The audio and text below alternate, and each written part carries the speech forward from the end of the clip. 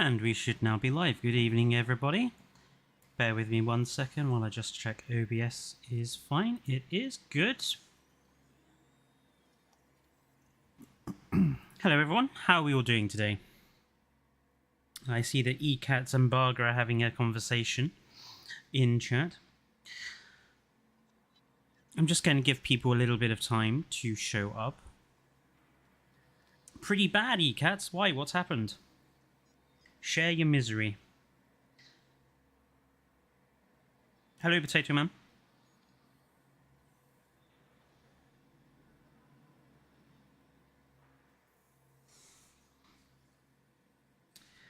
You have gastroenteritis. Ooh.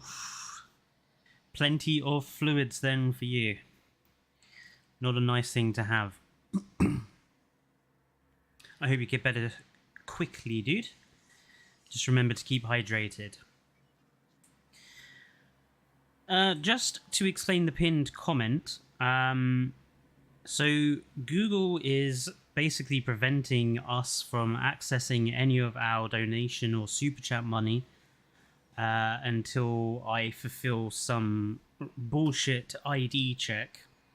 And they don't accept my country's standard ID card.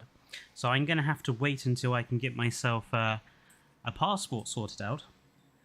So if anyone does want to donate or do super chats or anything like that, I'd ask you to use the link that is in the pinned comment at the top. And just let me know in chat if you do it. Just put like some big yellow sign emojis or something around it so that I can say thank you. It's a long story, Burger, but let's get on to the point of today's stream. The aim I want to do is to go through all of the new stuff that we've had today, give my overall opinion of the new stuff, and mess around with some of the new things as well. So I'm going to start with the thing that I am least interested in to begin with, which is the changes to challenge mode. So I had a look at this earlier on. Dunk is certainly the best Barger. And in general, it seems that all they've done with challenge mode is that they've just added the sandbox options to the challenge mode with the extra thing of being able to pick from a number of the win conditions. And actually, this is even worse than I thought it was going to be. I thought we were going to be able, you'll see here it says reach target species count. I thought we were going to have the option to decide what the target species count would be, but it's not. It's just determined by the difficulty you set it to at the beginning. So I actually think this is quite a lazy implementation of doing this. And like I say, all they've done is that they've added most of the sandbox options to challenge mode, which brings me back to the idea of why it's necessary to do it. Because in sandbox mode, we have exactly the same options. The only ones we're missing are the objective requirements and whether there are free wild dinosaurs on the map or not.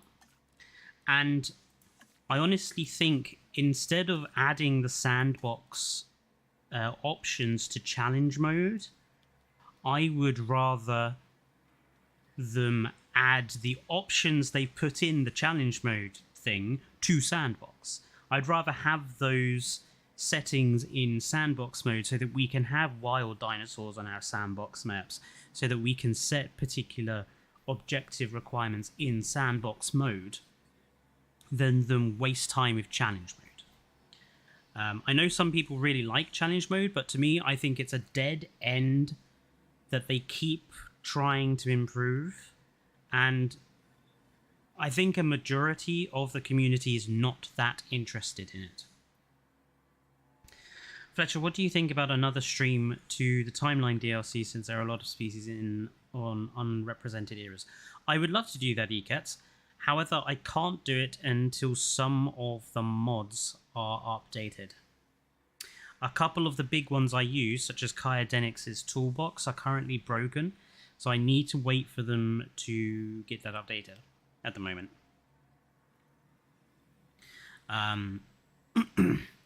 So until that happens, we're going to have to kind of cope with things being a little limited. But talking of species, let's go and have a look at the new species and the new skin system, and just generally see what we think. So let's go alphabetically, and I think the first one is Archelon. And I think it's... let's just change the position of the sun slightly so we have a better look. And yeah, I think it looks reasonably good. I happen to like... I know that the actual animal has quite a prominent beak, but I just like the fact that they've been quite accurate to the fossils. And I like the leatherback shell rather than giving it something like a green turtle. I know that is the point, Auden, but my issue is that all they've done to challenge mode is they've added the sandbox options to challenge mode, which is pointless in my opinion. I would rather them just add the couple of options they added in that challenge mode thing to sandbox. There are some really nice color combinations here. I especially like this blue and green shell section. And there are some very nice patterns that go along with it. For example, black and Yukon River and Papurana I think looks absolutely incredible. As does the black and red of Yukon River and Kalkarana. Try to make a leatherback. Leatherback turtles are kind of purple, aren't they? Something probably a bit like that, with maybe, if you wanted patterning on it, something like that, or like that maybe. I think that would work.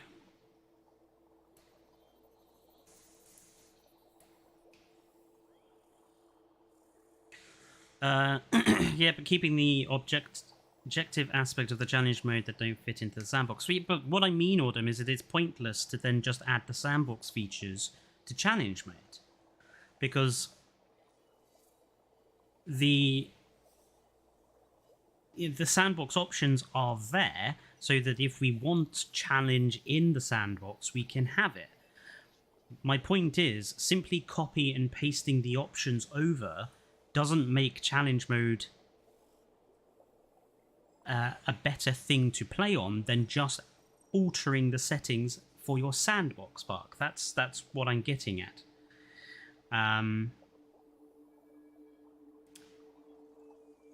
There's blip. Yes, I know about the glitches, Jacob. We'll talk about that later on. Yes, Barger raises a good point. So all mods are broken currently, apart from ACSE. Kyodenics is core and general core mods, and Kyodenics is free build mod. All of the other mods are broken. You can have limitations on sandbox, you can't have the objective. Yeah, but Auden, just being able to implement those 4 objectives doesn't make challenge mode any better to play on. I would rather they just added that objective thing to the sandbox options, because the both of them are identical in the first place. I think you're missing my point. Disconnected. I'm getting some... You're back on. I'm getting some minor internet problems here, folks. I do apologise.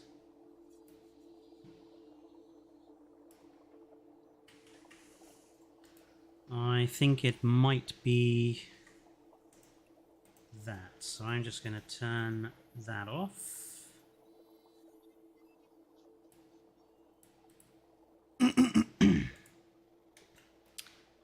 Right, anyway, as I was saying, I've also discovered something I don't like about the skin favoriting system. So, you don't favorite the combination. You favorite a colour, for example, that one, and that one, you favorite those particular options. So you can see there we've now got a heart and a heart. So it seems to be that Frontier assume we are only ever going to have one combination of colours that we want to favourite. Because if you have more than one favorited, obviously when you randomise them, you're just going to get a complete bizarre mix that may not necessarily work together. I think this is a very bad way of implementing the skin mechanic. I would have rather favourite the combination as opposed to the colour. The combination works better.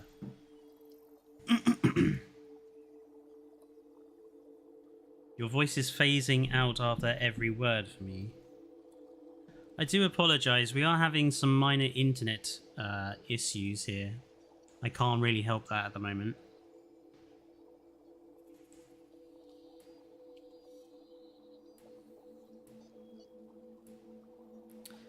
Anyway, let's move on from Archelon and look at... what is next?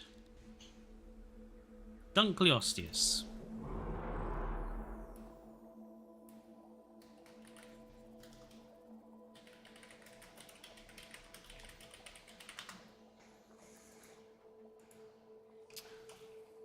So, I think the Dunkleosteus looks really cool. I love the way that it looks. I think Dunkleosteus looks really cool in this. I love the detail over the armor plates. You can actually see they have a slightly different texture. And those jaws, that is a terrifying...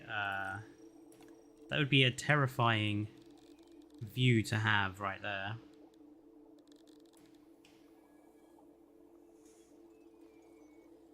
Dunkleosteus is probably one of my all-time favourite animals.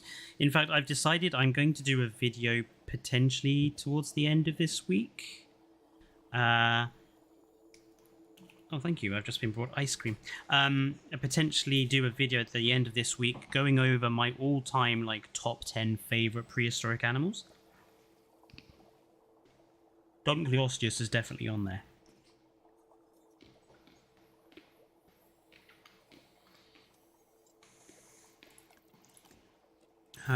Let's have a look at its skins. I think it looks quite good in the white. I would say I think the pattern is a bit half-assed, but the black and the blue looks rather nice. As does the white and the grey. I think it's going to be harder to find, you know, I think Dunkleosteus is going to have fewer really nice patterns than the other animals.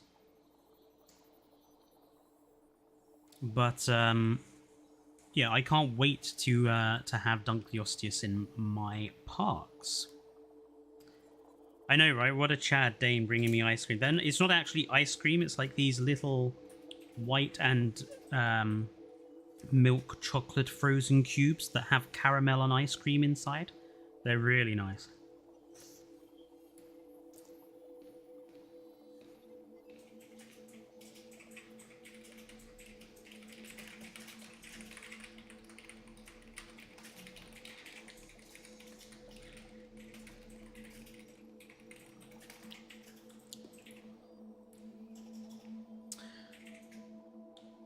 Moving on from Dunkleosteus, I think the next one is Nothosaurus.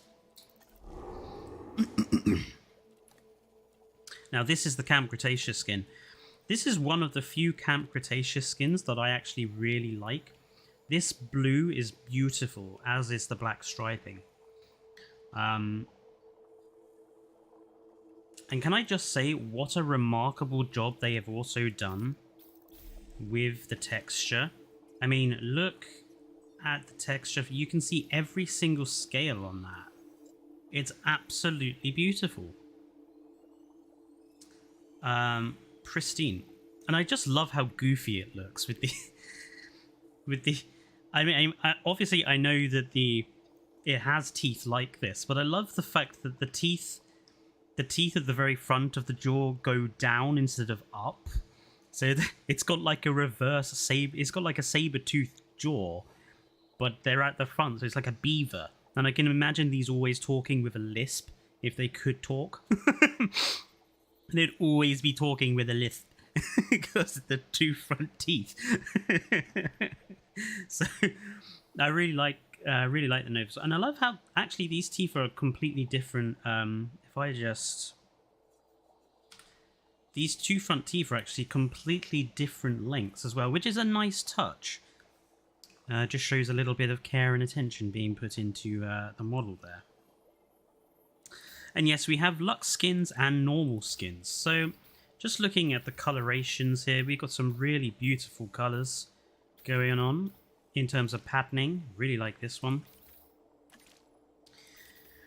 And we do have some very nice normal colors. So Rana is, you know, a nice blue. You've got Calcarana for orange, Lithobates for a yellow, Pulcrana for a red. And then you have two skins. One which is pink but is green in the daytime, and one which is blue but white in the daytime. But in the dark, let's just switch it down. You have the really prominent pink striping and the really prominent blue striping. Now, I have to admit, I'm a bit gutted that the colours are exactly the same as the Parasaurolophus ones, that they are the same pink, the pink and the blue. I would have liked some more imaginative colours, but it's nice to have another animal that we could perhaps have alongside our Styxosaurus, so that we could have, you know, a nighttime glowy in the dark exhibit. Just so you know, new species mods do still work. Okay, Barga, well that does surprise me then. Because I thought they'd all be broken. Hello Neron, welcome to the stream. And hello Glitzbog. It's like a newt with teeth grills. It is. It's like a gecko on a bad day. I admit, I really love all of these skins. Like, if it's something I want to say generally about the animals added in this update, the skins are really good on all of the animals. And it's nice to have some aquatics that have had effort put into their skins.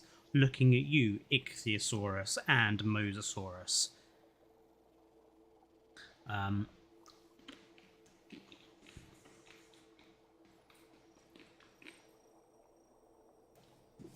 We desperately need more luxe skins for existing creatures. We do. It would be nice for every creature to have a luxe skin.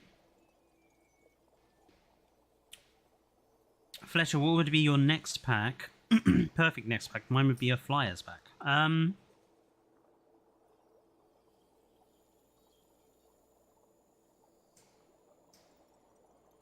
Well, obviously, the next thing they would have to do is a big expansion. So I'd like to see something about Japan or something like that. Hello, something. And that is totally true. I totally agree with you there. And our last one is our... Have I just gone past it? I have. Shonisaurus. Our big Triassic period ichthyosaur. Which is kind of... The way that it's been presented at the moment is that it's basically the whale of our lagoons now. Very chunky, and again, some nice basic skin colorations. I especially like the black and the blue. The green is quite nice. And the purple is very vivid.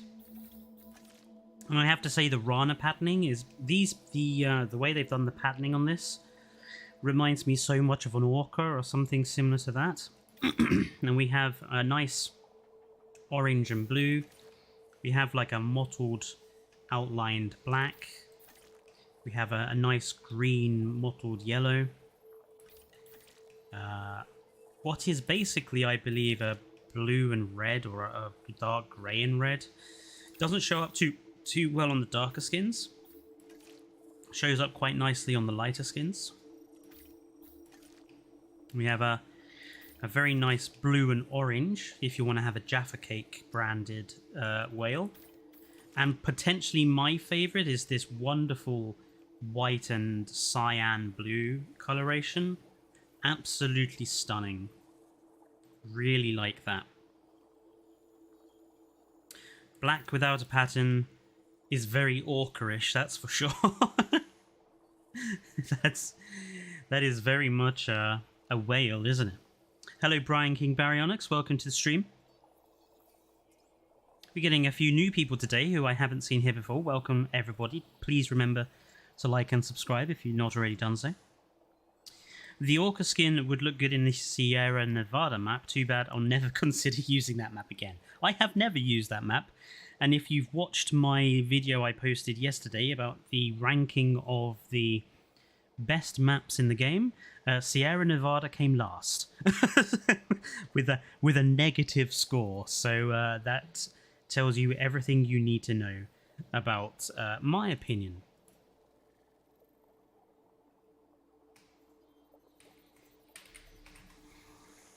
Right. So with the animals looked over, and I want to, I want to say I think all the animals are really good. I think they're really good additions, and I'm going to say it. These additions are all better than having a megalodon. I would not replace any of these additioned animals for a megalodon. They are all superior. And I'm glad Chad agrees. Right, let's start up a sandbox map and have a look at these closer.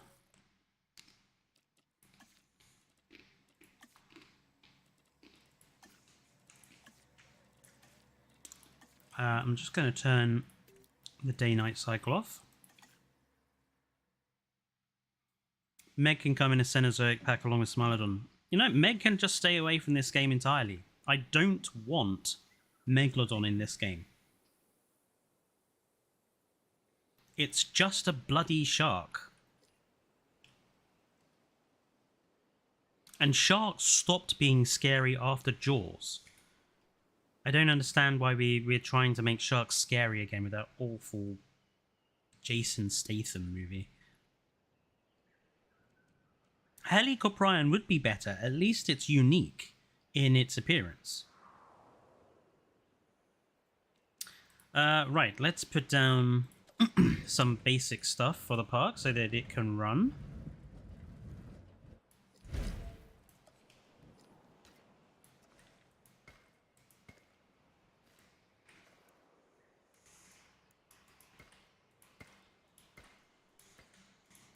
I think we're going to need quite a few lagoons. Well, at least. Oh, we want to be having a look at all those social animations as well, don't we? So what we'll do is we'll make a lagoon for every aquatic animal in the game that has social animation. So that's Mosasaurus and Tylosaurus out. Also, can I just say how really annoying it is that they couldn't be asked to give Mosasaurus or Tylosaurus social animations? Like, why?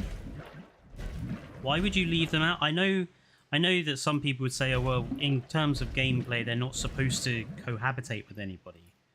But it's just laziness not to give them social animations at all.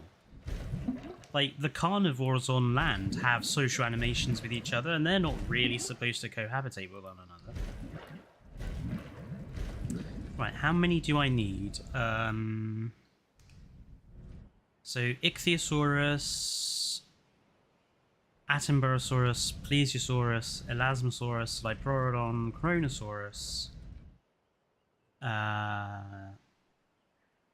Archelon. So I need 2 more.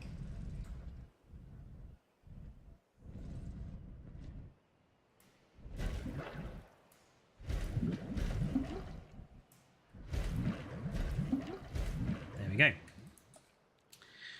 And every one of these is going to need a hatchery.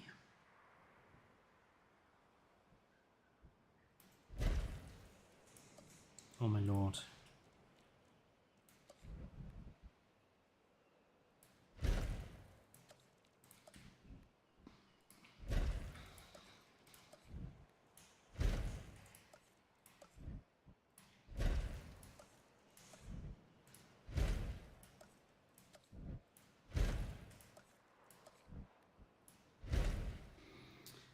There are new Spinosaurus animations.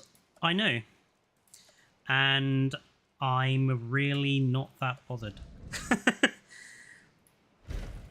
I'll explain why in a second.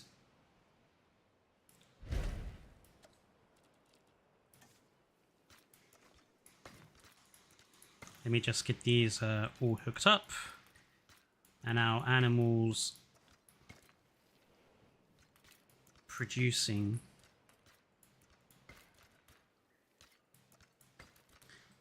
We'll start, we'll go through each one in turn. So we'll start with the Ichthyosaurus first. Fletcher, in my opinion, they should either cut all the uninteresting creatures from the game or remodel them. Well, they can't really cut animals out of the game because then people would get annoyed that they've removed them.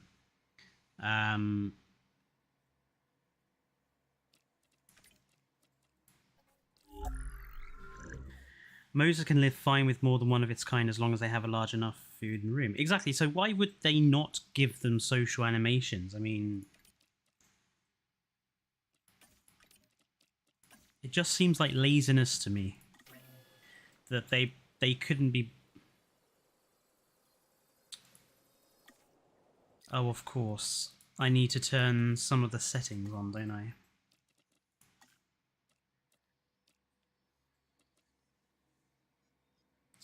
Task time is... Oh, Kyadenic, please upgrade your... update your mods as soon as possible, please.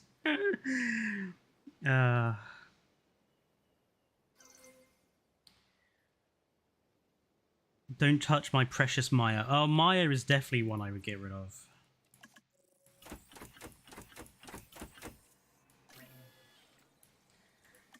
Okay. Let's make sure these guys can eat.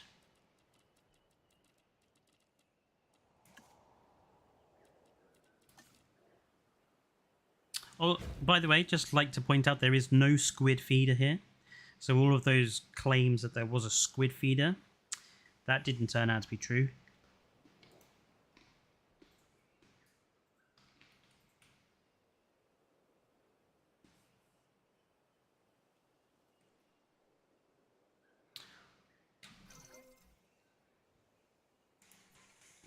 Right. Let's release these ichthyes.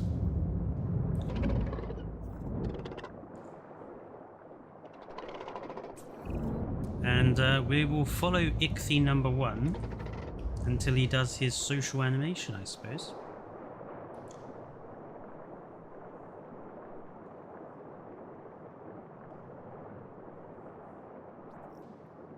I still think ichthy has some quite boring skins.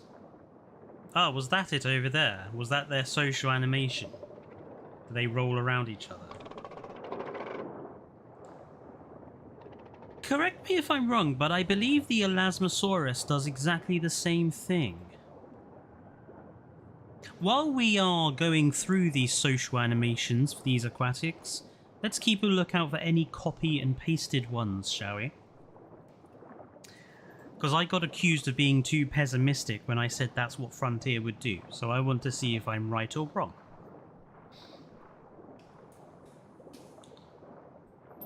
Like, I think a really obvious animation for these would just have them jumping out the water like dolphins. Like, it's a really obvious animation and I'm surprised they don't do it.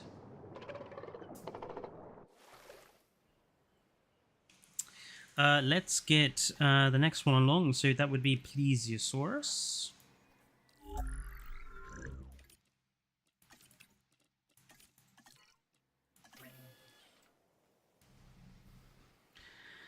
None of them are copy and paste. Well, we'll see, 42.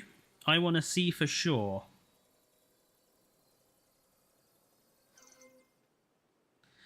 A lot are quite similar, but to be fair, they are harder to make unique than terrestrial creatures. I completely disagree, Salino. Considering I could come up with them, I could come up with a unique animation for every single one of these animals in barely any time at all. Make them all completely different. You only have to look at shows like Prehistoric Planet to see what you can do with aquatic animals. exactly something. You have more vertical space.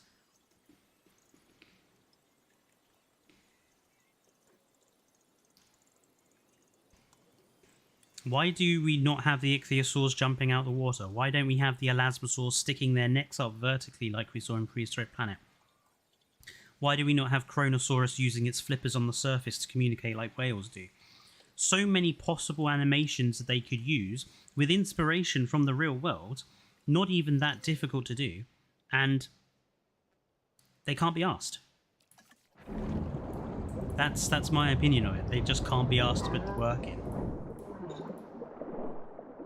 Attenborough is the superior elasmosaurid plesiosaurid. Changed my mind.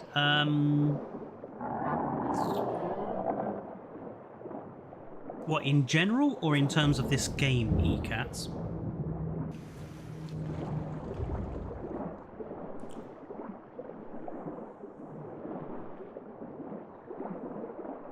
I agree, some rest animations would be nice. In terms of the game, yes, I would agree it's the superior plesiosaur, yes. Although I do quite like the Liblorodon. Like, I have fallen in love with that particular interpretation of Liblorodon.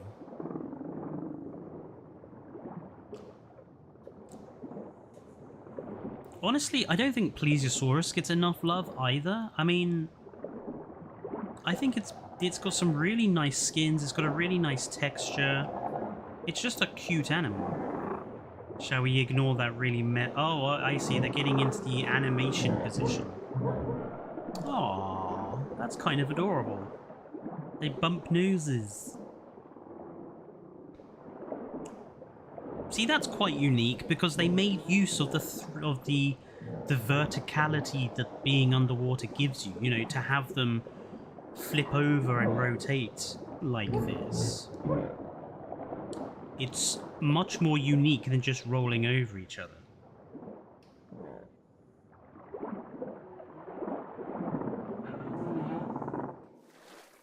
Very nice.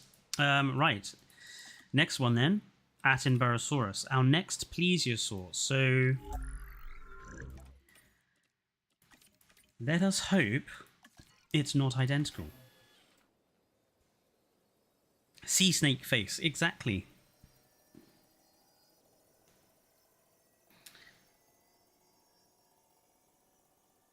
That was the Spider-Man kiss. A little bit, yeah. I prefer to look at it as like being booped by a cat or a dog or something.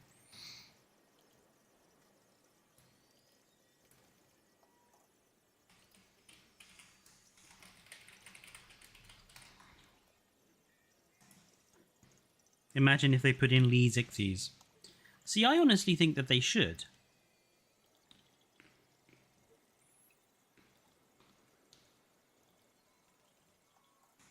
Anyone remember the replies from Walking with Dinosaurs where it could go onto land? Yes. See, I know there is some evidence to suggest that at least some plesiosaurs gave birth to live young. We don't know if it was evolutionarily all of them. I think some of the smaller plesiosaurs probably could have come onto dry land, at least for a short period of time. Just for safety and to sleep. I think something as big as Liblorodon or Kronosaurus will probably completely sea water living animals. But I think some of the smaller species of plesiosaur, I don't see why they couldn't come onto land like turtles and such do now. What do you suggest for more species who can go onto the lagoon rock? Tanystropheus, easily. Would be quite cool to have on the rocks. Hesperionis, it's another one.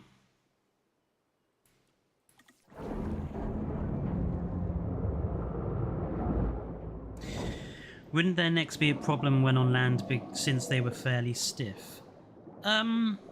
Maybe, but I mean, sauropods essentially have the same sort of neck structure, a stiff, long neck, and sauropods were quite capable of sleeping on land and stuff. So, I mean, I wouldn't say any plesiosaur in land could like run the 100 meters, but they probably could shuffle about like a turtle does.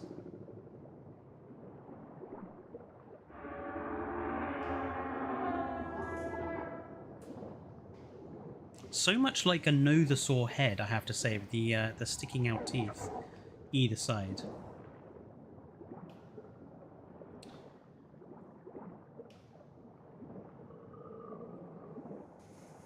Oh, it looks like this guy is getting into position for social. Yep. And these ones... Okay, so... It's kind of similar to the plesiosaur one, but instead of rolling over, one just turns to the other one and just kind of coughs at it.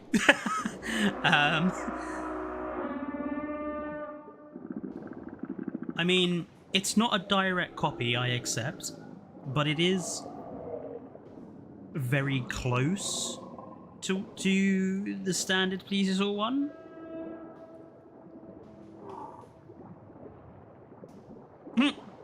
He burped in his face. It does sound like that, doesn't it?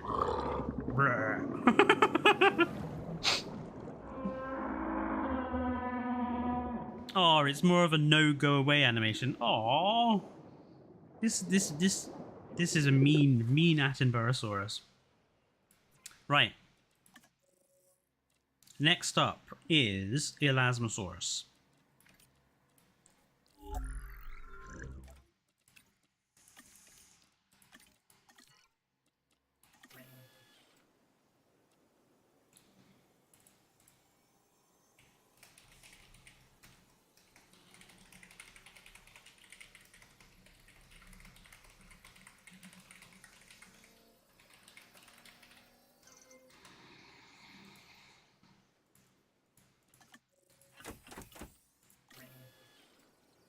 Primosuchus, I really want that guy. I've not heard of that one, Neron.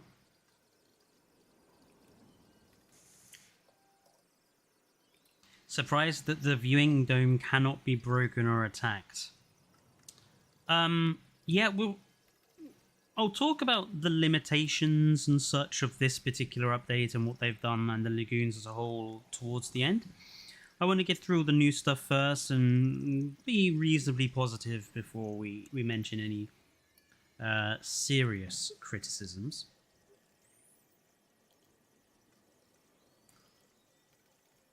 Coolosuchus is a freshwater amphibian, yes.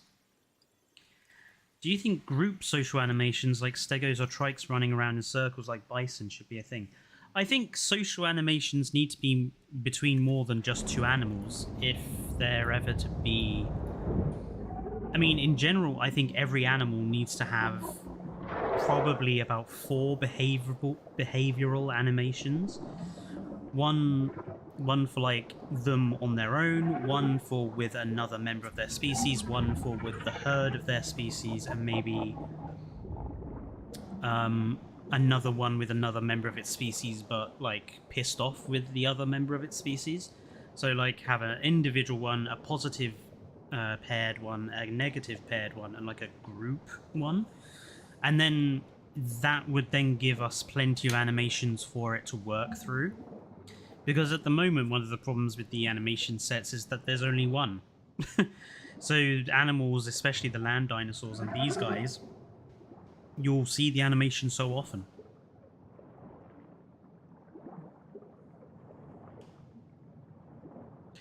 I mean, one animal I would absolutely love to see in the lagoon is Pterygotus, which is the Nile crocodile-sized Eurypterid. Would be big enough to make a worthy, a worthy addition to the lagoon, because it is quite a large animal, and it would be a truly unique animal too. Again, another animal I would rather have than Megalodon. Oh, he's forcefully turned himself round there. I thought he was getting ready to do a social. Where are the others? Okay, you two are fairly close to one another. Are you two going to do it for us? This is going to be the other problem where waiting for them to actually do the animation that you want them to do.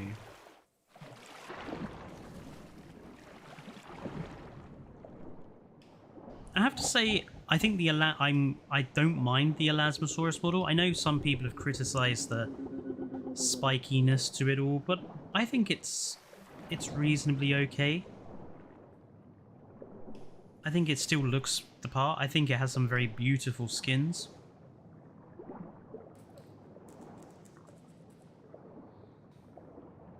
That's why the Archelon is supreme. It has multiple animations. Well, we will have to see them all then. Orthocones need some... So Orthocaris would be another good one, Glitzborg, I agree.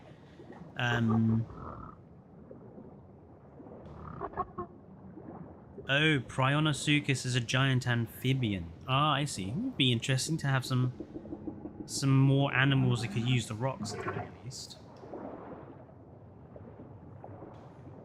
Oh, I think these two are now in correct position for the animation to play, because they're all moving a bit janky. There we go.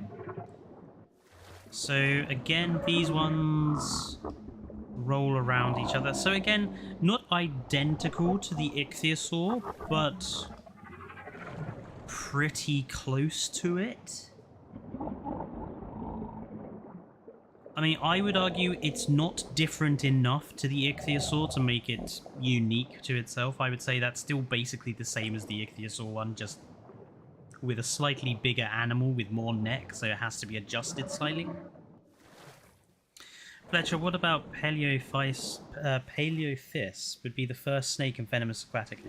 I think snakes are unlikely to ever come to a game like this, just because the animation rig system is not really designed for them. I found a new bug in the game when you load into a save file. Yes, we'll talk about bugs by a studio again towards the end when I talk about the critical stuff. Right. I believe Styxosaurus is next.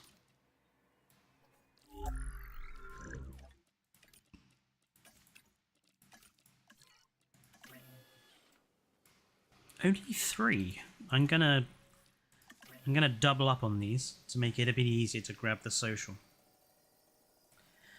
Fletcher, opinion on the Caprosuchus in the lagoons now that the rocks exist? I think having the rocks certainly makes some of these very big crocodiles like Dinosuchus and Caprosuchus more likely. My only problem is that it's kind of similar to the Megalodon for me, in is that they're just supersized crocodiles, and they're not that interesting. I think if I was going to have a aquatic crocodile, I would want something like Chasmato, like a Chasmatosaur, which is basically something between a four-legged dinosaur and a crocodile, because they're kind of more interesting to me.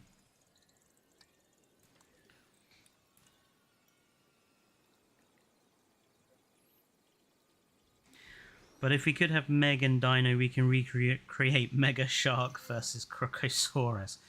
Gojira, I've not heard anything that's made me not want a Megalodon more than that. I'm sorry, but those sorts of fake, phony History Channel, Discovery Channel nonsense, they're just such bollocks. Like what was it? Their Ultimate Fighter thing where they put like a ninja against a pirate. It's such pseudoscience. It makes me laugh.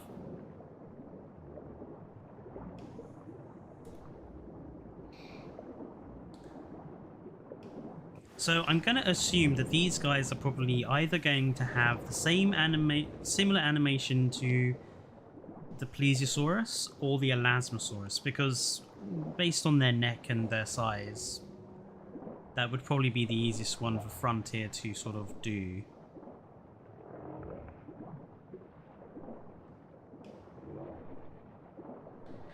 Yes, Kyodenic's toolbox is broken, unfortunately, and I know it's broken because it was the only mod I had installed, and it broke. I've tested all of the mods I did have installed, and it broke as well as all the new species. So. Are we getting in position to do your social? You are, because, you know, the game just did its little hiccup there. It's a clear sign.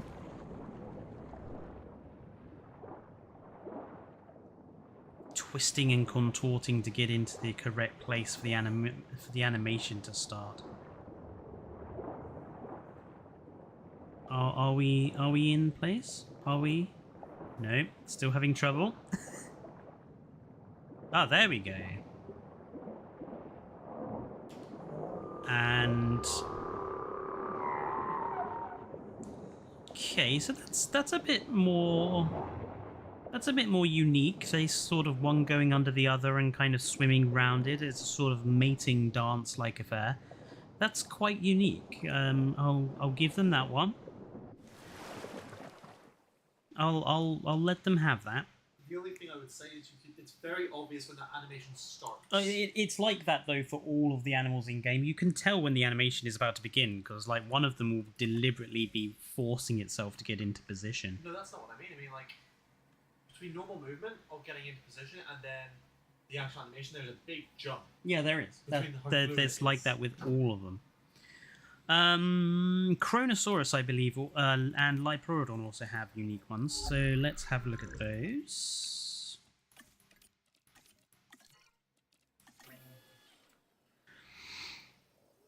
Megalania in the lagoons. I think I would prefer Megalania as a land animal rather than as a lagoon one.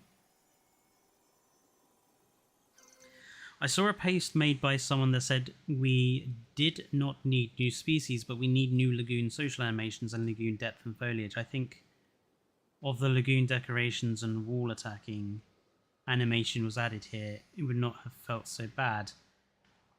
Yeah, again, I'll talk about my opinion on that towards the end when we discuss the sort of criticisms I have about this particular update.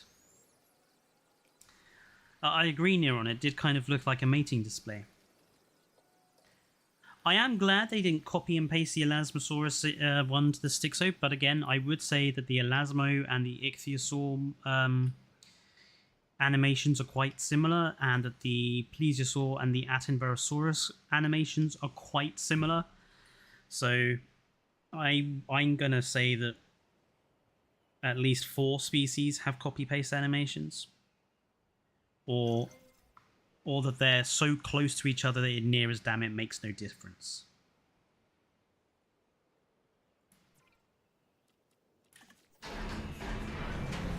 And my favourite Liplorodon.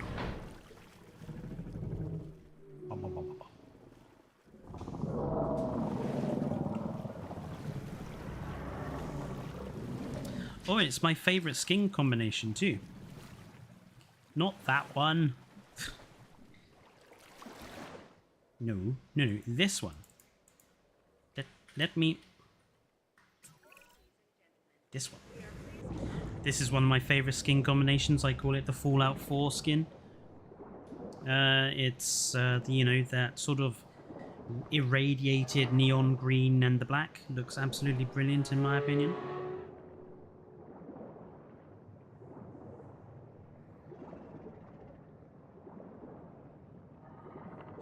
I don't understand people asking for lagoon crocodiles when this thing exists. Yeah, I mean, this is basically our lagoon crocodile. It makes no sense from a hydrodynamics perspective to have all these spikes and the body armor and everything, and it also doesn't make any sense for it to have claws sticking out of its flippers. But I do really like how it looks. I think it looks really rough and mean and the sort of thing you wouldn't want to have in the water with you. You know, Plesiosaurus, and even to a certain respect, the Chronosaurus. The Chronosaurus kind of looks cute. Whereas this thing, I don't think cute is a word you'd ever use for it, which, for me in the Liplorodon, is exactly what you shouldn't be thinking of when you're looking at the Liplorodon. I deliberately avoided preview videos on the update. Exactly, so did I. I didn't watch any of Evo's videos on them because I wanted to go into it completely fresh with you guys so I can react truthfully on here. Hello, Horror Media.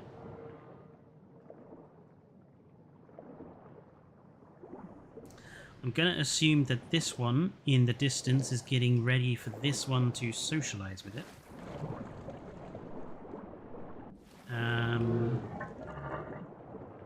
What's the animation here? Oh, they cut. Ah, okay, that's.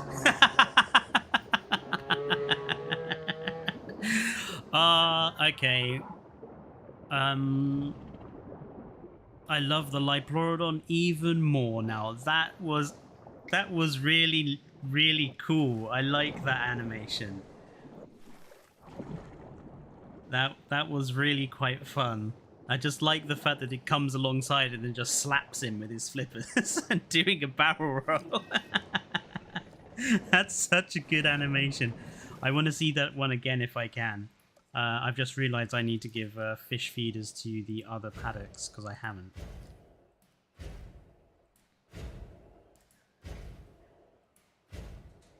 That was such a cool animation. I love that. I'm going to stay with the Liplorodons to catch it again.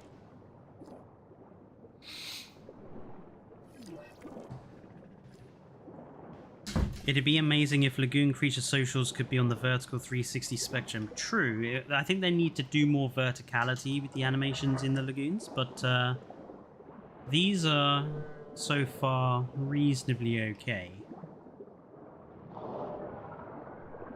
Oh, are we gonna have it again with these two? Are we having it again? Oh no, you're getting ready to norm a fish. Good boy. Fletcher, what's worse, not having Lagoon brushes or not having Microceratops, Gigantoraptor, Tarbosaurus, Smilodon, Shant? The first one, definitely. Come on, I want to see that animation again. Are you two gonna do it? I think you are, because you're both...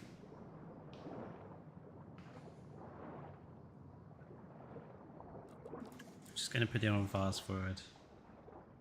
Let's see. Yes, I think these two are... Nope. Oh, you tease, Liplorodon. Are you two gonna do it? Which one of you will do it? You two will do it, I think.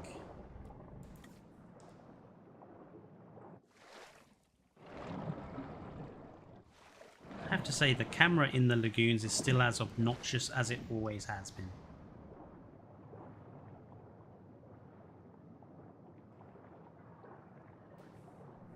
I am kind of surprised they don't do the animations more.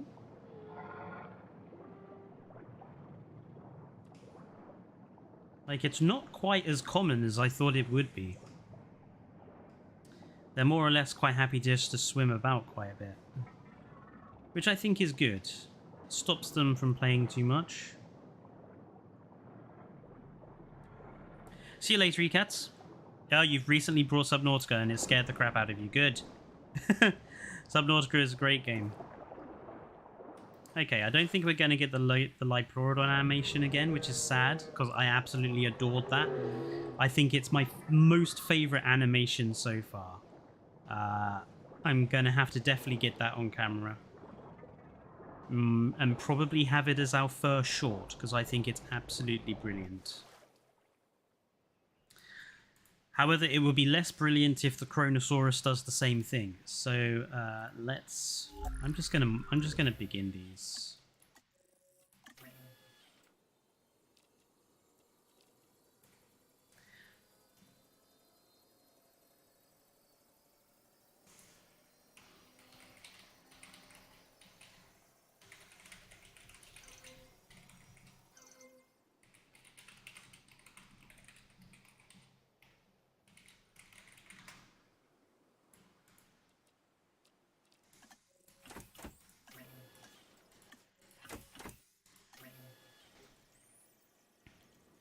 Worst part about aquatics is they still don't sleep.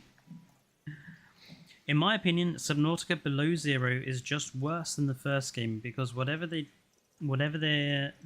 do is they take the horror factor out of the water, and you spend half the game on land. I agree with you, Burger, that I didn't think Below Zero was as good as the first game.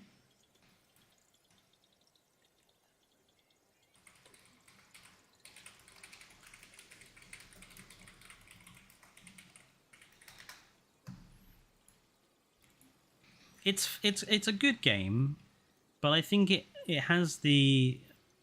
I think it would have been better as an expansion pack to the original rather than as a standalone thing, because I don't think standalone is very good. Hello, Chronosaurus. I mean, look, it's just adorable. It's such a... with his little eyes and his little grin. I think it's really cute.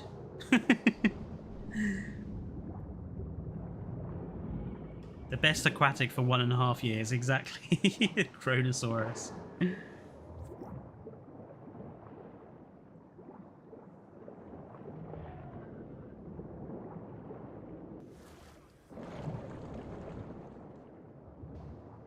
So, given this thing's size, I don't think it's going to be rolling around like the Liopleurodon does, or like the Plesiosaur does. So I am wondering what they're gonna do. Maybe something quite relaxed, just like a sort of a bumping each other one.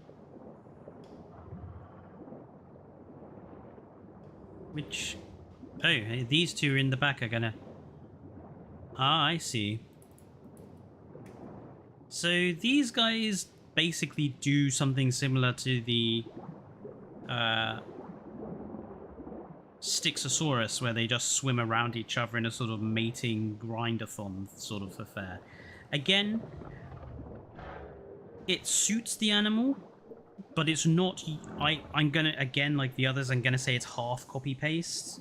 It's not completely unique compared to the other aquatics, but it is, you know, semi-different enough. You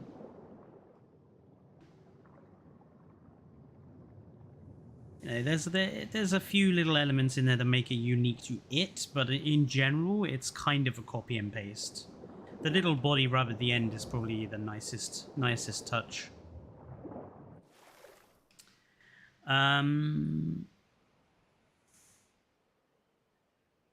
Right, so I think this would end up then being...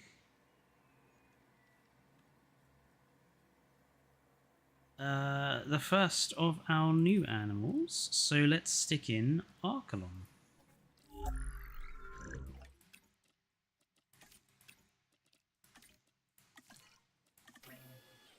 So Archelon comes in a batch size of 4, which I think is a reasonable number. And we need to... this is our first use of the resting post. So where is the resting post? I would have thought it would have been in enclosures, considering you kind of need it. Have they put it into... they put it into... it's with the rocks. So it is. Which is a bit of a weird place for it to have. Can I just say, I mean, I was doing some messing around with this in free build earlier, but these are now very definitely give you the option to have lagoon arch, you know, to have rocky constructions going over your paths, because they don't have hitboxes underneath them. So you could start using these as like archways now. So, you know, just a little feature for those of you who use Freebuild. I'm gonna... whoops. I mean, I suppose this also gives us the opportunity to do some Freebuild design work, putting plants and such over here. But let's grab our Archelons and have a look. Hello, Mariosaurus. Welcome to the stream and welcome to the channel. You're new. I haven't seen you here before. How did you find it in enclosures? I can't quite remember. I think I was just messing around. I don't remember being in the rocks thing. I'm pretty sure I was looking at the Lagoon dome, actually. Maybe not. I don't know how I ended up seeing it. Maybe I was on the rocks and I just didn't take notice. Right. Let's have a look at this release animation. And there are our giant supersized turtles.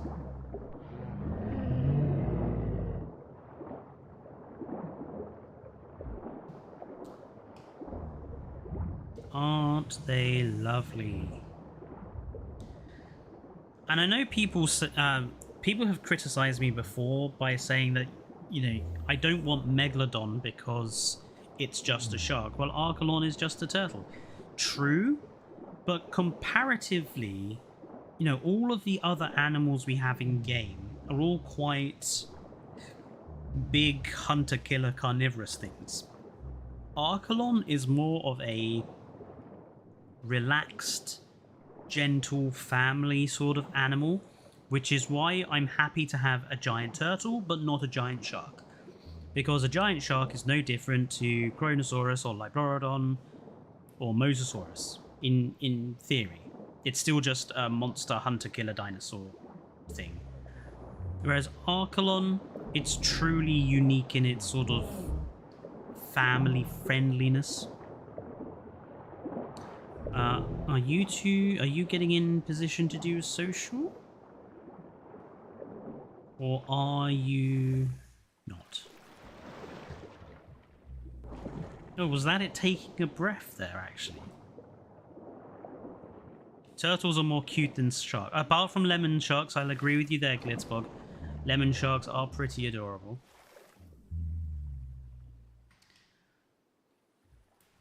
These two are a bit closer together.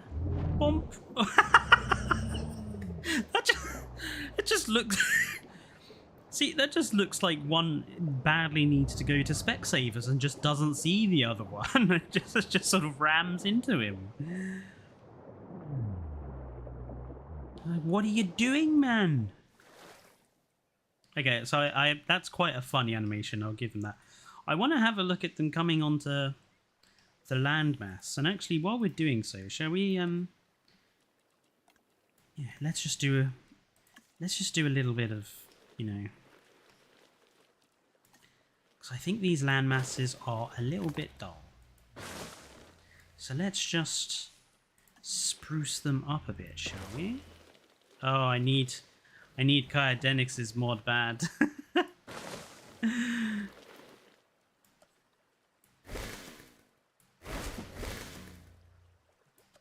If as long as I put them on, you know, there, that's okay. I think this will give us the opportunity to do some really cool things once Kyodenix mods have been updated, just to make these little desert islands a little bit more interesting.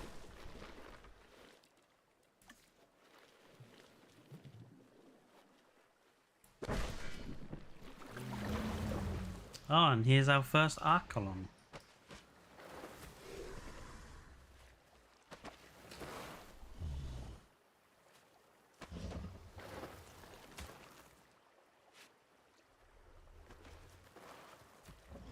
Oh, he's going to phase through the vegetation. Or is he just going to sit there? He's just going to sit there. I'm assuming the Archelons can climb up this side and climb up this side. So, and possibly here. So if you're going to put decorations down, you probably want to put them sort of around here and around here. He seems to be alright. He didn't get stuck in that vegetation. Is he going to slip back down in there?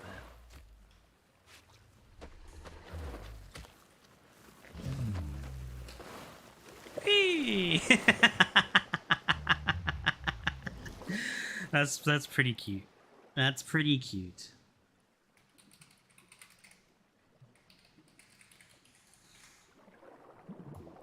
Love it.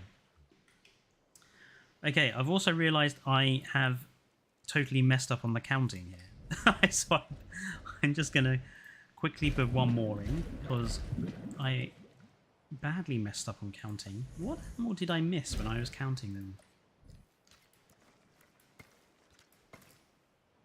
Who knows? I believe next is Dunkleosteus, which is a shark feeder, isn't it? I think.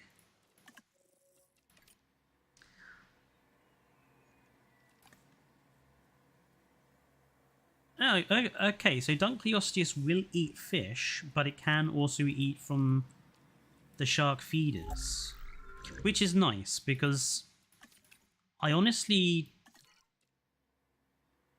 don't like the idea of this thing jumping out the water to catch a shark. I vastly prefer it just hunting the fish. And a batch size of 3, I think that's a bit... that's okay. We'll put a fish feeder and a shark feeder in, just so that we can see what it looks like.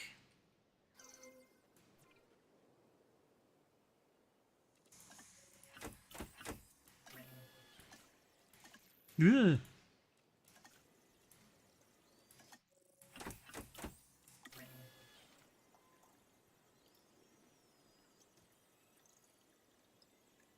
Minimum population of 1.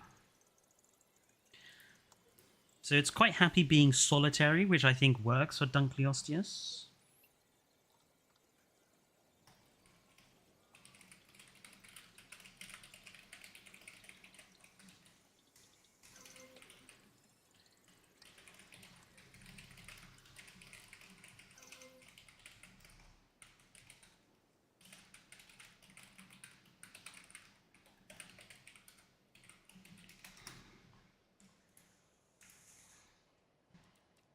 Both Archelon and Nothosaurus have 2 socials. I know that they've got ones for the rocks as well.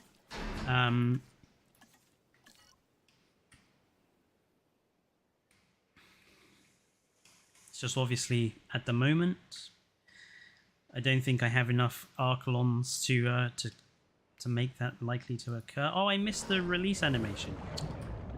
Ah.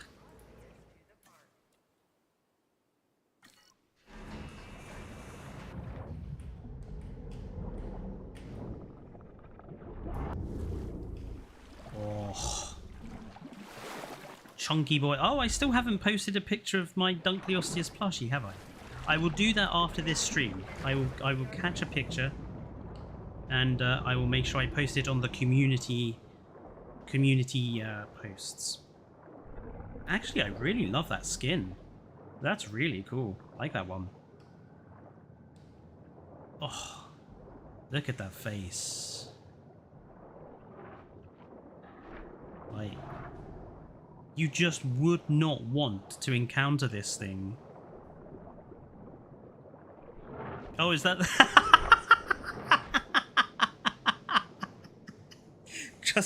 just a nip on the tail.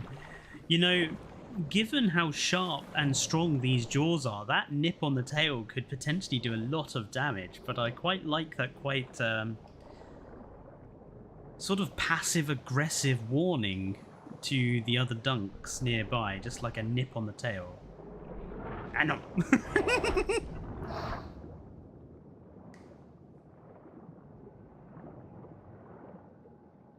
That's quite cool, actually. I mean, I think one that would have been cool to have is have, like, 2 Dunkleosteus butting heads against each other, because they've got an armored skull. And it might not be, like, super realistic as an animation, but it would be quite fun to see them, like, bash their heads against each other in, like, a sort of rutting competition. I am going to wait around the shark feeder so that I can have a good look at the animation. And while we're waiting, I'm going to have just keep an eye on the chat. Both Shonisaurus and Dunk can kill a Mosa. Good. Mosasaurus is boring now.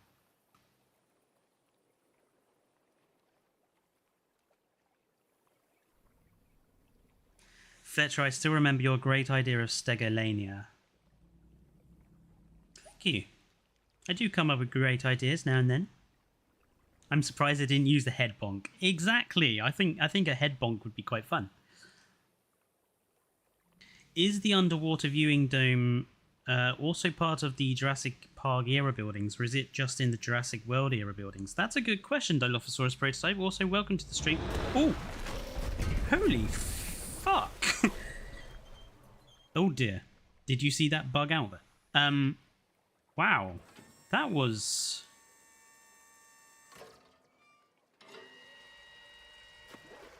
I kind of want to see that again in slow motion.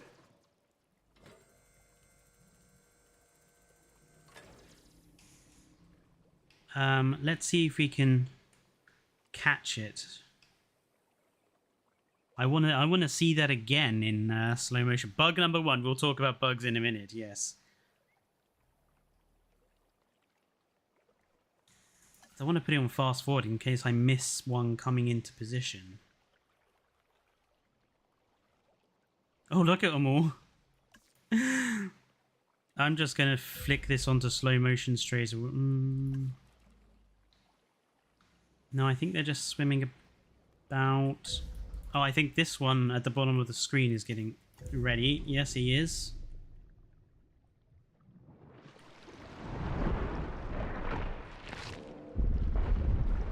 That is quite a jump for a little...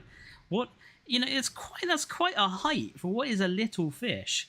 But yes, you know, lovely bug there. The half shark staying exactly in position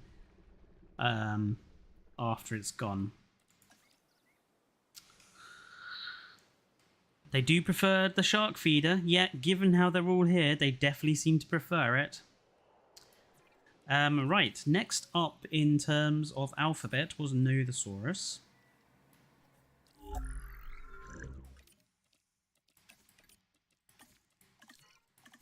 So Nothosaurus comes in a batch of 6. I think that's a good number for the Nothosaurus. And rocks in the rock thing.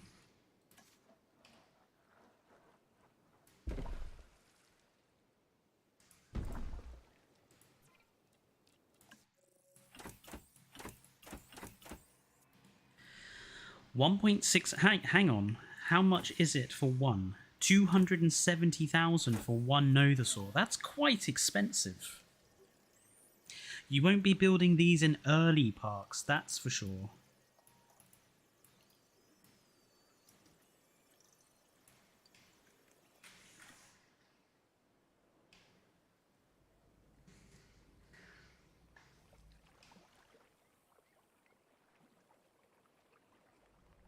I love how these just like...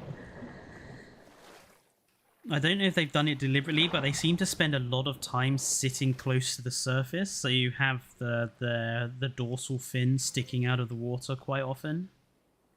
I absolutely love that.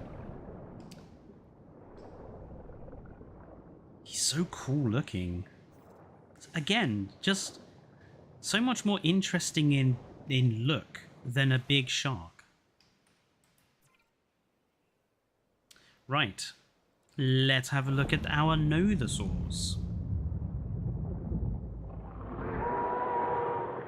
Aww, spinning in happiness. Snap.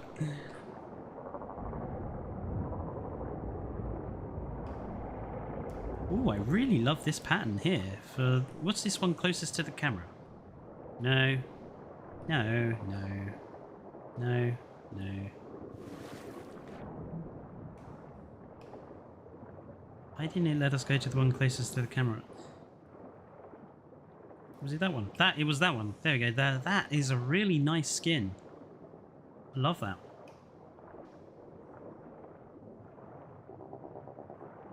I like how relaxed these are with their swimming. It's just like... barely any movement of the body at all. It's just all in the tail. Just kind of going for a... And they're even sort of kicking their little hind legs like they're going for a paddle. It's like watching a dog swim. Alright, okay, so there's the social animation. Looks like they swim, sort of rotate around one another. Are these two going to do it for us? Yes, they are. So, it's a little more intricate than the standard swim around each other one like we had with the ichthyosaur. It's definitely otter lizard. Yeah, it's definitely otter-esque in their movement there. It's cute. I think it works for an animal of this type and size. Very, very nice. And I suppose this means the last one is our Shonisaurus. Now I'm going to guess this guy is going to come in a batch of one. Yeah, 1 or 2.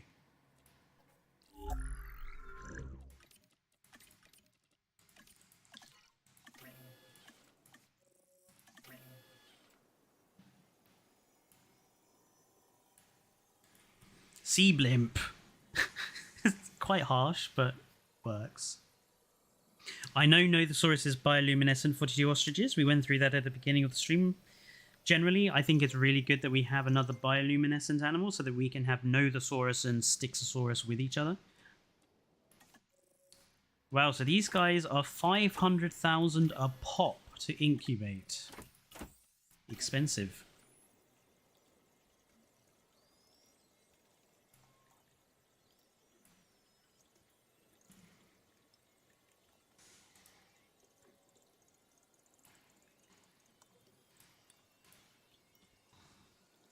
Almost there.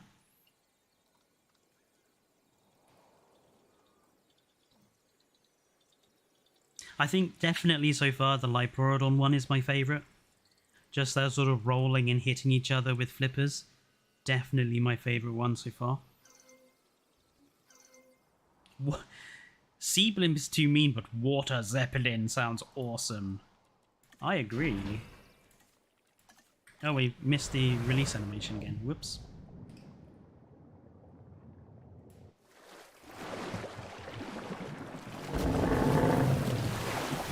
There is the whale-like breaching the surface that everyone told me was an animation and, or, you know, a breathing thing, and I was like, no, that's the release animation. Beautiful skin. Ah, so they have a sort of like echolocation almost sound effect, that the clicking.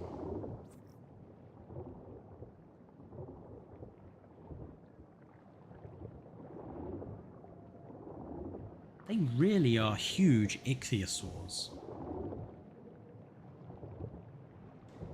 Movie Mosasaurus is about 70 meters. What are you talking about? Well, actually, if you take the Mosasaurus in Fallen Kingdom is a different size in every single shot. There's like 4 or 5 different sizes. The Mosasaur is just never the correct size. Oh, are these two in the back doing the social? Oh, are these two here going to do it for us? Okay, so one kind of swims under the other one, and they kind of growl at each other. Yeah, it's a bit boring. And again, pretty similar to, say, the ichthyosaur one or the plesiosaur one, but for an animal of this size, I think it's alright. I certainly can't think of a different animation for an animal like this, with this sort of construction. I mean, these are very old members of the ichthyosaur family. These are primitive ichthyosaurs compared with the later ones, so yeah, it works. It's serviceable. In general, I think the Dunkleosteus, the Archelon, and the Liplorodon animations are my favourite. But yeah, it's nice to see some animations for these guys at last. Of course, we also have the new viewing dome, so let's quickly put one of those in.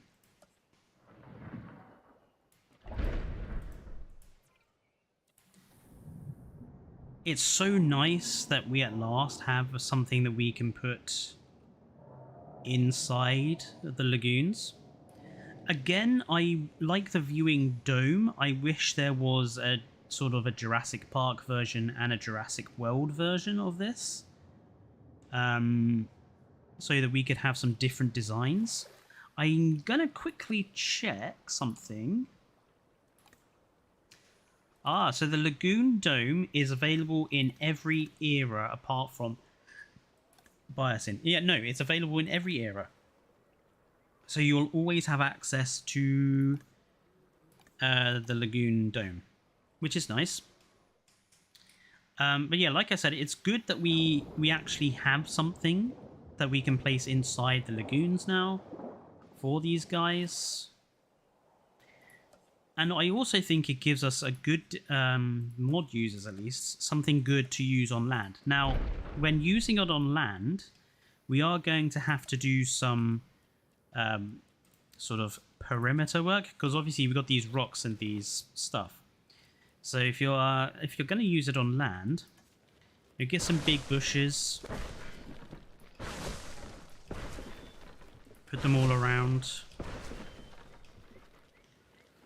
Maybe even a few rocks or whatever.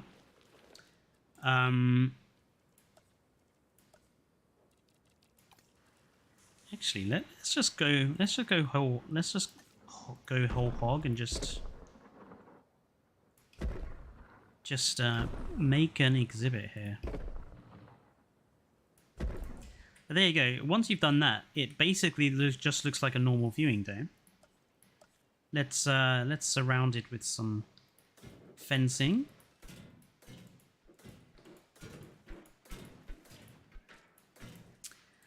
And let's put in a dinosaur, shall we? Let's grab something that's reasonably large. Let's go with T-Rex. Let's just put some of this in, some of this in. Da -da -da, da -da. Lovely. T-Rex. Ba -ba -ba -ba -ba -ba.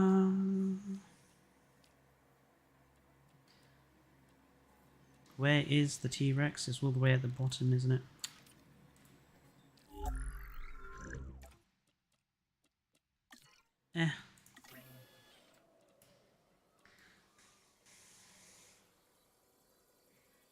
Sauropods are the only animals that would be a good size, for an example. I don't know. I think the T-Rex would work because you're almost at head height with it, I think. But again, yeah, I would definitely agree sauropods and large carnivores would work really well with this method, I think. I am curious about something, though. Ah, that's interesting. So, unlike the viewing galleries, the viewing dome doesn't have that blue filter over the top. So it does actually work quite well. Look at that.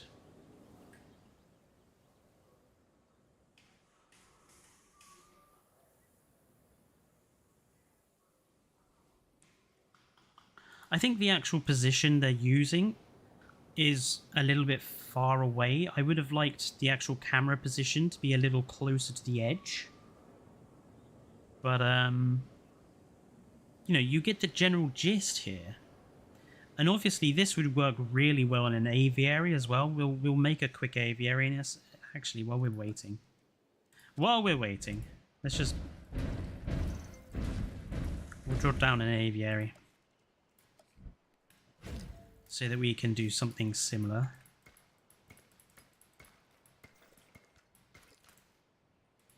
Right, let's release these guys. And what I'm going to do is pause the game. And let's watch it from here.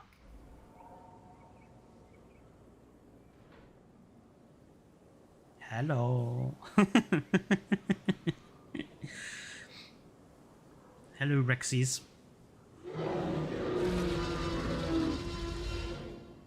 Neron, if you make a Dunk Chrono hybrid, I would love to see that. And we would definitely have to put that on the Twitter once I get it sorted out. So yeah, I actually badly underestimated how big the T-Rex actually... overestimated how big the T-Rex actually is here. But I don't think it's too bad that it's a tad smaller than, you know, the height of the dome. I think the dome gives you some elevation, which works really well.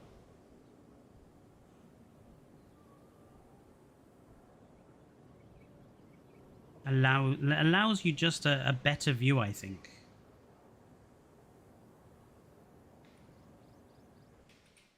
So I think it works really well like that.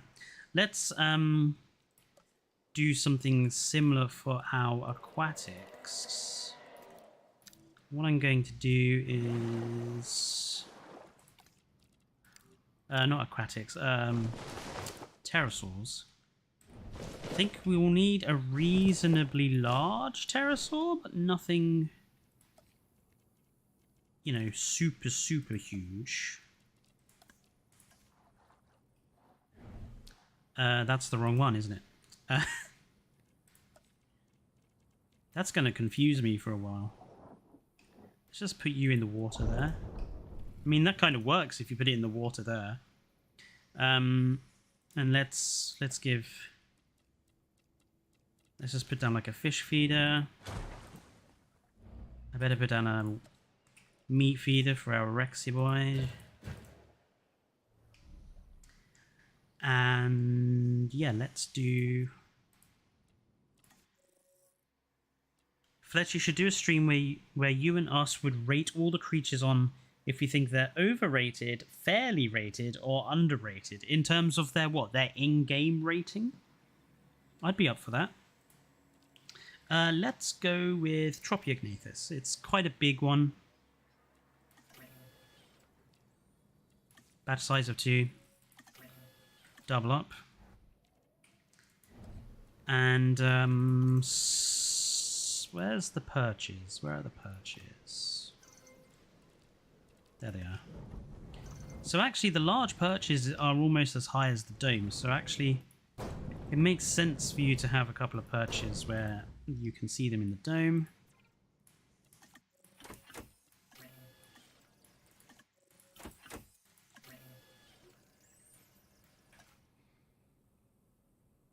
Generally how viable they are in challenge and how good they are in sandbox. That would require me to actually play challenge mode, dude.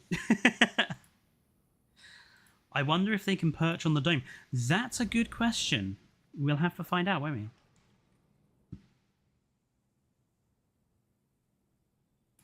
Something I haven't checked is how... So we actually have a really good vertical view as well. So actually, it would also work. I think it's going to work really good. I'm just going to pause the game as I queue them for release. And then again, we're going to show the view.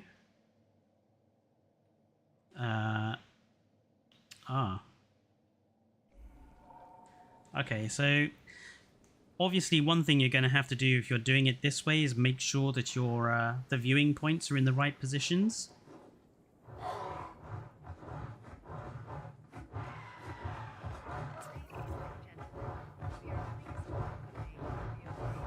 And look at that. What a view we get.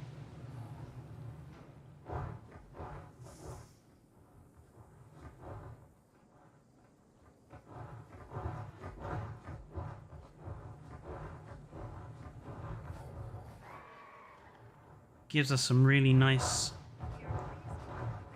pterosaur views.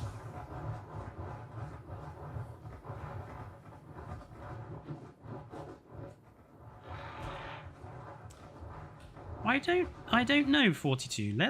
We'll put it on fast forward and we'll keep an eye on it. We'll see what happens.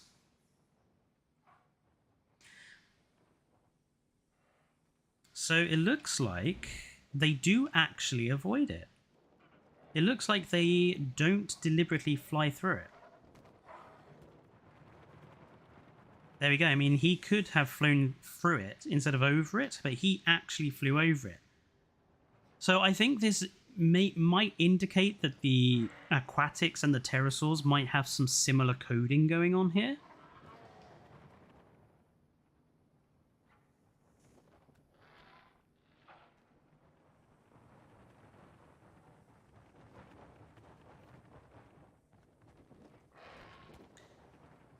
I mean, they're not landing on it, so they clearly don't recognize it as a structure they can land on. But he clearly avoided that. So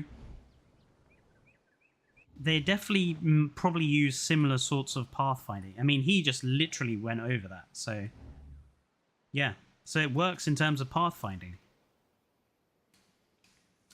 And I mean, these guys are walking around it primarily probably because I put bushes and rocks here, so they aren't going to want to walk through it either. I mean, they're more happy to walk through each other. So yeah. Have you thought about doing another CEO video? That CEO video was actually a real lot of work, and I don't think there needs to be another one, primarily because I got all of my ideas for developing the game out in that one video.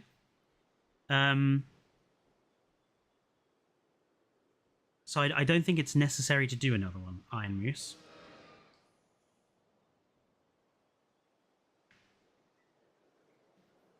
Try a Quetzal and see if it avoids the dome. That's a good point. Let's try a Quetzal. See how it reacts.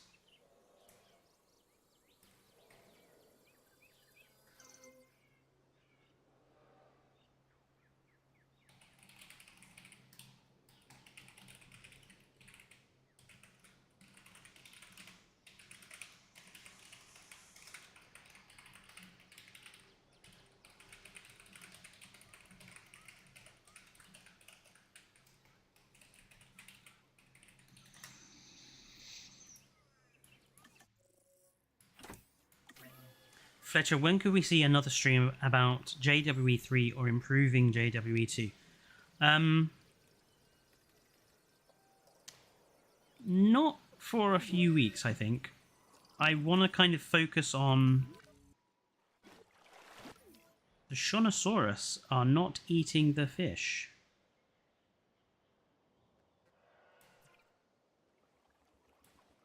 Why are you not eating the fish?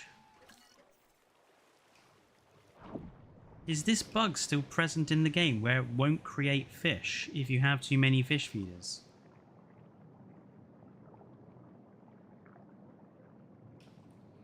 This is a bug with the aquatic system in the game, by the way. If you put too many fish feeders down, they won't work.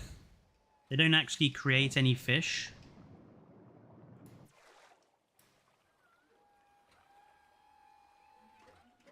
Yeah, look, it's bugged out. They don't create any tuna.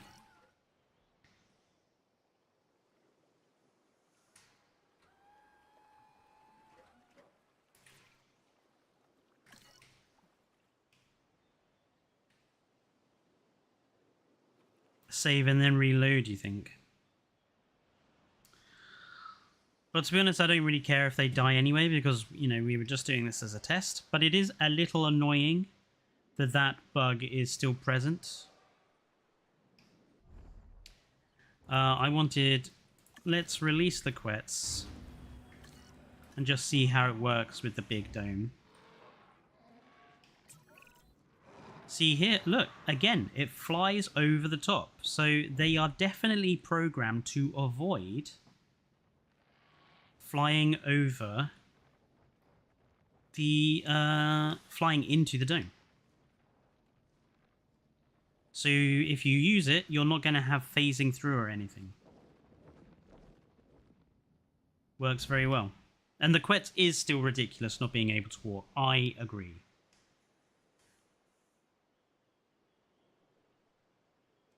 Excuse me one moment.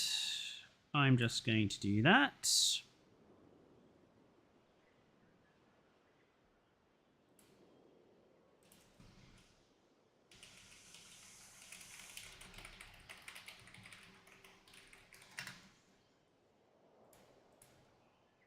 Fletcher, when JW2 support ends, we start playing Prehistoric Kingdom. I do have Prehistoric Kingdom, and I do want to play it more. The problem is, at the present time, there's not really enough species yet for me to want to spend dozens and dozens and dozens of hours building a park.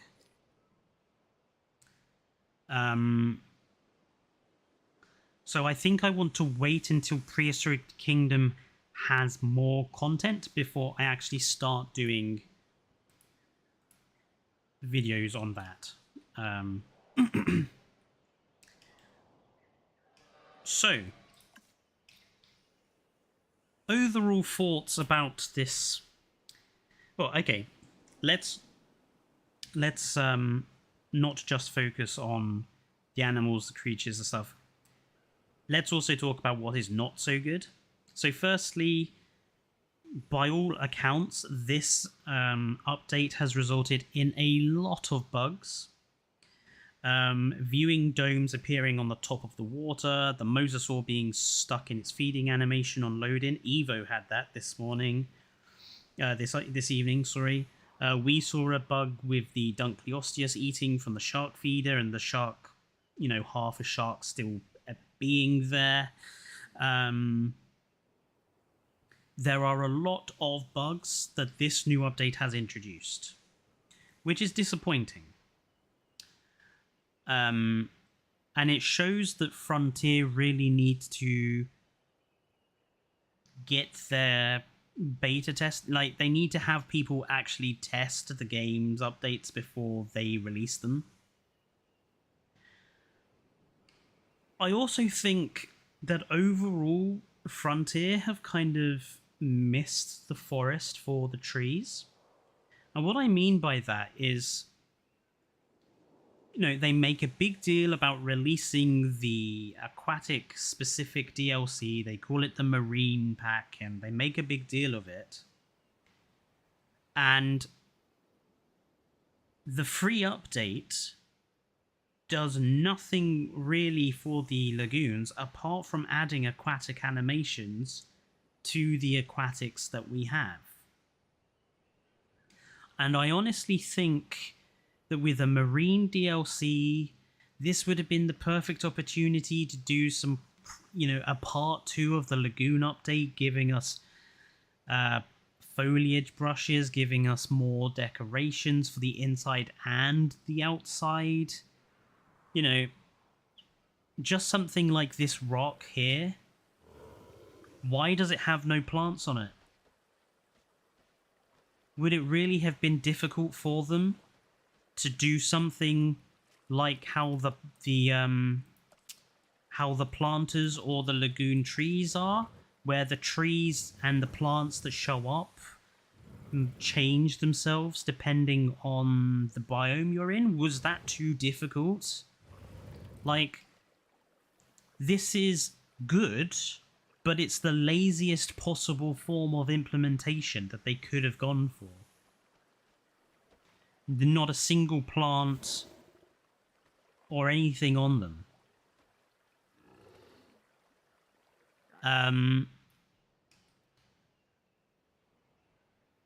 I just honestly think this was a good opportunity to do some real good solid work on the lagoons, and they didn't. Instead, we got the sandbox options copy pasted over to challenge mode so that people can play challenge mode with sandbox stuff, which to me is completely superfluous, because if you want to play a game mode with the sandbox features, you play sandbox, you don't play challenge mode. So why mess that up? I think the species they added were good, but I think it's a shame that there wasn't a free species in the update that we all got for free. And I think there's not really much else going for this update. I accept that a couple of, what was it, a month ago, we got the Jurassic Park stuff. So perhaps we're being a bit greedy to expect more of this update than what we get or got. However, I honestly think this update is a bit disappointing. I'm glad we got the Dunkleosteus. I'm glad we got the Nothosaurus because it keeps the Camp Cretaceous fans quiet. I'm glad we got the Archelon. I'm glad we got the Shonisaurus. I'm glad we got the Lagoon viewing dome. I'm glad we got the Lagoon rocks. But fundamentally, oh, and I'm obviously glad we got the social animations for the aquatics. But the key question I have to ask myself here, from a critical perspective, and obviously as just players, you might not be analyzing the game or being critical of the game, and that's fine. But from my perspective, as someone who, you know, reviews video games and likes to analyze video games, the question I have to ask myself is, does this update make the lagoons more interesting for people so that they use them more often? And in my opinion, I don't think that it does.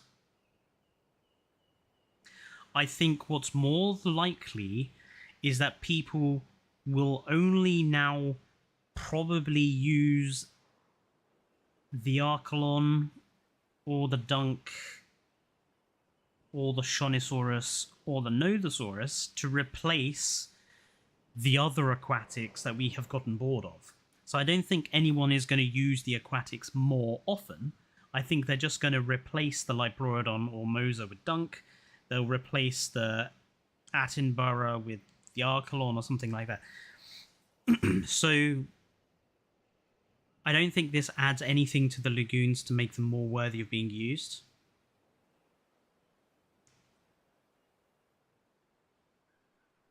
And it's disappointing, to be honest. And I don't think it's difficult. Hello, Evolution Square. You just popped in as... Evolution Square pops in just as I'm done talking positively about the update and I'm starting to be critical. I promise, Evo, I have said lots of positive things. I really promise.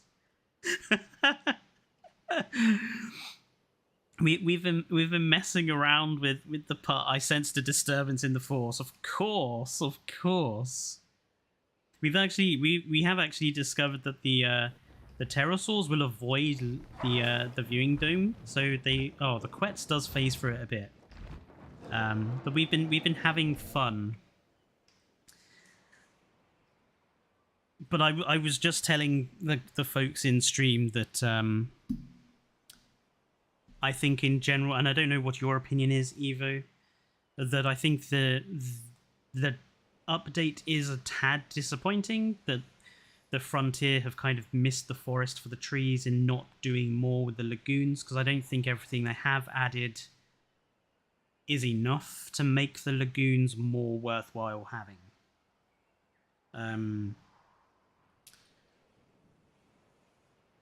Where are my Liplorodon? I want to see that social again.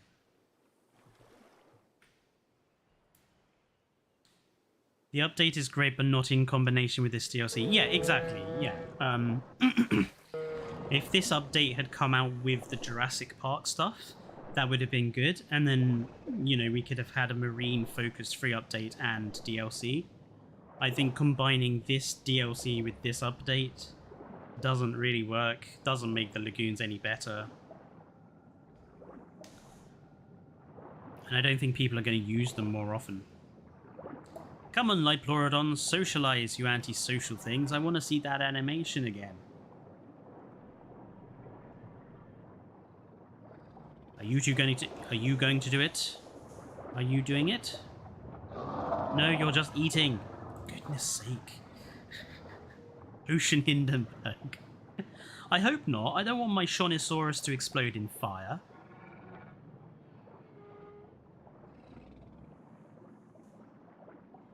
The lagoons are still just giant pools of water with sand in the bottom.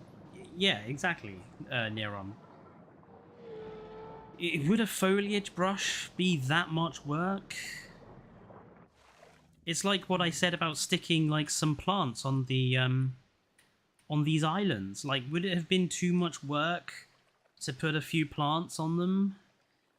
Why did they just have to be bare stone with a pillar on the bottom? I don't think I'm asking too much for that, to be honest. If I was developing these elements for the game, I wouldn't have just looked at a bare patch of stone and gone, yeah, that's fine. I would have gone, we could at least put a palm tree or something on it.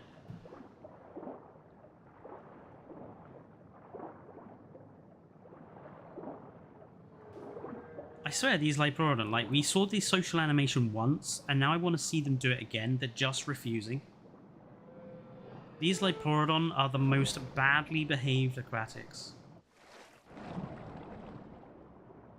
If you don't do the social animation, Liplorodon, I am going to put you in the cooler for 6 weeks. Where there will be no escape. Not even with 3 tunnels. And if anyone doesn't get that reference, you need to go and watch The Great Escape. Oh, come on. Honestly. Prehistoric U-boat. Yeah, definitely. With the Shonisaurus, we'll name them like U-156 and stuff. Bro got so disappointed he's switching languages. Well, not language, more like accents. I have been told I have a very British accent. Oh, there he is. I want to slow-mo this. Because out of all of the animations we've got, this is definitely my favorite. Just slaps him on the butt and then bump, bob.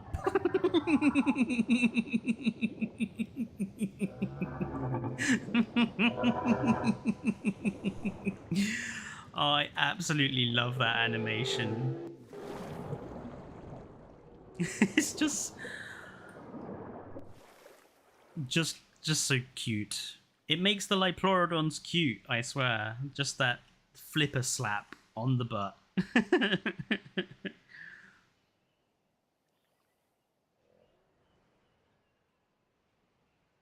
Oh, all my Shonisaurus have starved to death because the lagoon feeders broke.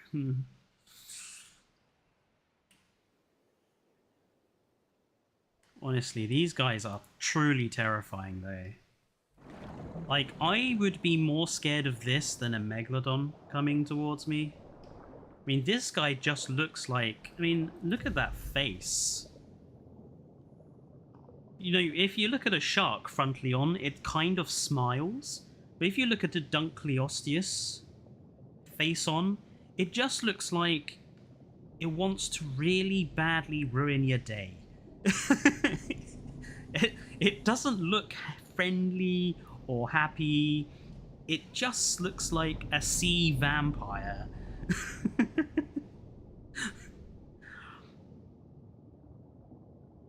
With really prominent front, bottom and top teeth. Just truly a terrifying animal.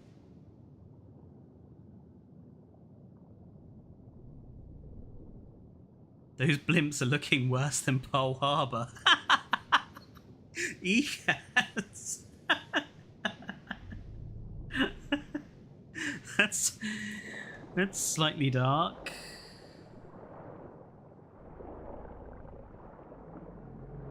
But yeah, I still think a really cool animation for these guys would be to have them headbutt one another, like a Pachycephalosaur. Just like use that big armored head to kind of like nudge each other about. because I think it would really work given that huge armored skull. It might be a bit, not very accurate or very paleontologically correct, but I just think it would be a cool animation. Can I show off some fighting animations between the large aquatics? I don't really see. That's one of the it's why I haven't made the Spinosaurus. Like, I know it has that. They've given it the Jurassic Park 3 neck break against large carnivores, which some people like. I don't really care, because to me, I don't play this game to have animals fight one another. I just want my animals to, live in peace and live happily. I'm sure, the hunting, they will hunt each other. But those animations don't matter to me. The social animations do. A lot more, to be honest. But yeah, in general, I think the update could have been better. I like the new species. I like most of the new social animations. I think the Plesiosaurus, Attenborosaurus, Ichthyosaurus, and Elasmosaurus are a bit close to one another. They're a bit too similar for my liking, but in general, all the others are really good. I can't wait to use the Lagoon Dome more in enclosures, like I'm doing here, just for fun. I look forward to when Kyodenic's toolbox is updated, so I can design these rocks properly with plants and such. You might know these. And yeah, I think I might have to redo a lagoon-only park. Since that was one of the earliest sandbox parks I ever finished, was my lagoon-only park in San Diego. So I think I'm gonna redo it with the new stuff. So I shall look forward to starting that. There will be a stream on Sunday, as per normal. We'll be probably starting that lagoon-only park. So I hope people tune in for that. And there will be another video towards the end of this week of those sort of 5 species I would rather have in the game than Megalodon. Just because I want to make the fanboys who want Megalodon cry a little bit more. I'm just going to do a video on that. And yeah. And you've also given me a few other ideas for videos in this chat, so I want to thank you all. I think I'm going to leave it here since it's almost stopping time for this stream anyway. So I want to thank everyone for being here for the whole thing, even though you've probably seen, Evo and everybody else doing all of these sorts of videos and streams already. I want to thank you all for being here with me to get my opinion. And yeah, I will see you guys on Sunday and in the next video. So I want to just say thank you to some folks. So Gajira, 42 Ostriches, Biostudio Something, Barger has been here the whole time, so thank you. Yara, hello. Jesse, Neron has been here, thank you. My moderator. Dinosaur King was here as well. Dinosaur Mayhem, Evo, obviously, thank you for popping in. Chinchillas for Life was also here. Let's see if I'm missing it. Oh, Ecats has been here for a long time as well. Yeah, I think that is almost everyone in the last couple of hours. Oh, Mariosaurus as well. I love your name, Mariosaurus. That's brilliant. So, thank you everyone for tuning in. We'll see you on Sunday for our usual stream. I'll see you in the next video. And until then, stay safe, enjoy the rest of your night, and goodbye.